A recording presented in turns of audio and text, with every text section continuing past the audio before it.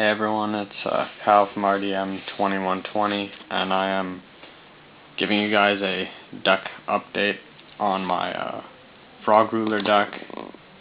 I've done some testing with it recently.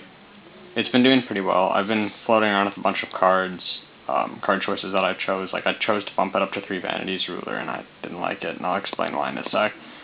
I bumped it up to 41 cards, because I found that there were some problems with the deck. I'll also get into them, and I'll also get into a couple cards I'm going to be cutting when I get the chance to. Okay, so I'll start off with the monsters. There's 29. Still 2 Vanities ruler. As I said, I bumped it up to 3 because I wanted to see it more. The problem was I was seeing it too much. I'd open hands where I'd get double these, or I'd top deck it when I didn't want it and I wanted something else. It just wasn't working out as I thought it would, but 2 still works well. You see it often, but not enough to the point where you don't want it. I still run 1 lad because he's good. I'd side more though when I get the side deck done for this. I'll show you guys. You run 2 more of these in there just so you can, because what the deck does is it goes into regular Frog Monarchs when it's not facing a meta deck. So yeah, 1 lad though, because he does force your opponent's resources, and you can generally burn at least 2 or 3 resources before they go off. I'm still running the 1 horse Black Flame Dragon level 8, and I am running 3 horse Black Flame Dragon level 6. Sorry about the glare. But I'm still running these. I cut the level 4. It wasn't doing shit. And I got the 3rd one. This card's amazing. These are amazing. He's immune to spells, which is really nice. He negates every single spell, which is awesome, except for Super Poly. Unless it specifies it can't be negated, he can negate it. And the cool thing about Horse is he can be in the same chain link more than once. So he's not like Lad, where you can just go like Dark Hole Chain Book of Moon after Lad. He can just negate the Dark Hole, and then he can negate the Book of Moon. Horse is unaffected by that kind of stuff, so if your opponent tries to do something to him with spells, it doesn't work. But yeah, these guys are doing really well. You side them out though if the deck doesn't really use spells that you're up against. Monarchs, I actually am going to be bumping it up to 5 Monarchs. Still running triple Caius. He's the best Monarch. He banishes stuff, he can burn for game.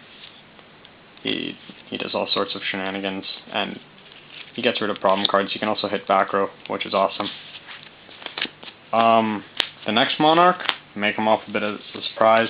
I was debating between 2 Monarchs for this spot. I decided on Zaborg, the Thunder Monarch.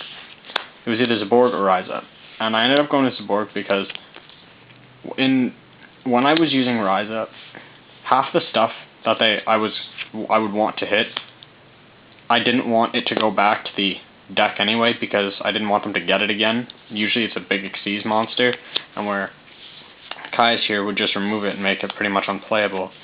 Ryza just puts it back, and you don't really want to put it back. The only thing Zaborg doesn't really hit is Dragosack. He still hits Big Eye, he still hits Ophion, he still hits all of that stuff. And while he does destroy it, which means they can dress it or something, he still does burn through your opponent's outs, or he destroys their monster. And he's level 5, and I am going to bump it up to 2. He's level 5 light, so you can run rank 5s, and if you really wanted to, you could run Pleiades, because I'm pretty sure he requires 2 level 5 lights. So if you really want to, you can run it. 1 Jinzo, I don't like it, I'm taking it out. I'll probably put it in the side deck, if anywhere. But the problem that I don't like about him is he doesn't do anything the moment he drops. Like Horse the Black Flame Dragon and the others, they don't necessarily, like, he doesn't do anything, but he in the end will turn into a big monster. Jinzo just kind of is a dead end. You summon Jinzo and it's like, okay, you can't use traps, but If you don't have something to stop anything else, he doesn't do anything. You also, like, you kind of want to summon him with another monster on the board. Sometimes that's not always possible. So I'm going to drop him for seconds aboard. And one Prime. Prime, unlike Jinzo, can do something the moment he's dropped. One, he can attack, and anything that would destroy him would be stopped. He also prevents burn damage, which is also really nice. He also lets you ditch dead cards in your hand to save yourself. I like him more than Jinzo because I feel he has a bigger impact when he hits the board. Unlike Jinzo, where it's like, okay, I can't use spells, but I can still use anything else. I don't know, I like Prime because he also stops big cards that would normally destroy things. 2 Tidal. Tidal is important. He can use his effect to dump Treeborn Frog if you don't have the Swap Frog. He can also he wins so many games. He wins like 80% of my games because my opponent will just not have realized he's in the grave and they forget about him, and then it's like, okay, you thought you were gonna live, and then I just Tidal for game. He's really good. Dropping a Tidal out of nowhere for game is just amazing. He's 2600, and he also allows you to go into level 8 synchros, and rank 7 exceeds if you have them. They're too expensive though. 2 Stream, he just gets the Tidal. That's all he's there for. Triple Swap Frog. This card pretty much makes any hand consistent. He gets you your Treeborn into the grave. He gets you your Ronin Totems or whatever the heck you want in the grave.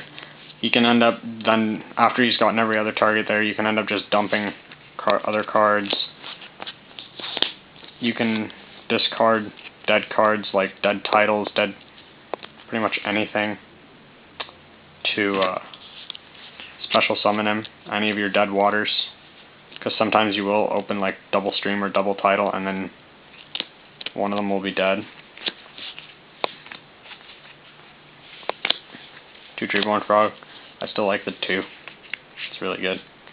But I'm not going to explain Treeborn. 2 Ronin Totem.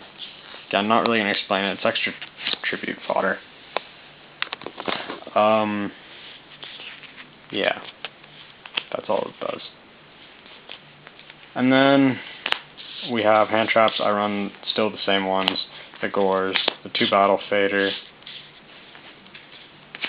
and the 2 Effect Veiler. I would like to run Maxi. I just don't have the room for it.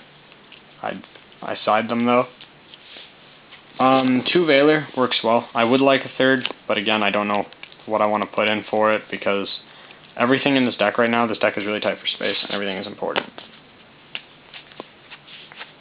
And then onto the spells, there's 12 because the deck is 41 cards. Reborn, Dark Hole, Heavy, Standard, Trinity. This card's a bit of a wait, what the fuck type of thing. Triple MST. I tried running it without any MSTs. The problem with not running MST is in this deck, you need the MST to secure your tributes. It's not so much that you don't like back row, but more like once your monsters hit the board, their back row isn't a problem. It's because you can just bring a monster out every turn, but you want that monster to hit the board, especially if it's a Monarch. That way you can at least pretty much ensure it's going to go 1-for-1 with its effect. If they Veiler it, they break through Skillet, that's still the Monarch going 1-for-1. But yeah, this is important. You can also use it to hit cards. Like this deck has a really bad Dark World matchup unless you can get Horus the Black Flame Dragon out like turn 1. Like if they open absolutely nothing and you just run over their monster, then you can pretty much win. But otherwise, no, you're not going to win. But you can use this to pop their shit. That way they don't get to ditch anything. And then I'm still running the 3 enemy controller, the 1 soul exchange, and the 2 creature swap. I like these. They give me my opponent's monsters to use as tributes. Enemy controller also allows you to manipulate your opponent's battle position. You don't really use that though, you mostly use it for standby phase shenanigans with Treeborn Frog. Because for those of you who don't know, Treeborn Frog comes back to standby phase, you chain enemy controller on his summon, you tribute him, you steal their monster, you have no spells or traps in your possession, it's still the standby phase, so Treeborn Frog can special summon and filter them. So, yeah. And creature swap, I can just give them a Treeborn Frog and take something, because Treeborn Frog is pretty bad in terms of attack and defense. So yeah, that's the main deck. I have a bit of an extra deck done. It's pretty much everything else is in my other deck at the moment. But I'll just go over what I have at the moment. Stardust Dragon, Scrap Dragon, those are level 8s. I want a Thought Ruler Archfiend. Level 7s are going to be Scrap Dragon, I need a Black Rose. Mine got stolen, sad face. But you run these because Scrap Archfiend, is big, and Black Rose nukes the field. And you're going to run Thought Ruler for EV target. One with Synchron, because you can make 2s. Really, this deck just spams the hell out of these. I don't really make level 7s very often. I actually make these more. Because, yeah, the most common one though is Scrap Dragon, because he's just so good with Treeborn Frog. One Gachi, because I can make it with Ronin Totems and Swap Frogs. So, yeah, he's in there. And then the Gorse token. But yeah, that's it. So, that's the deck.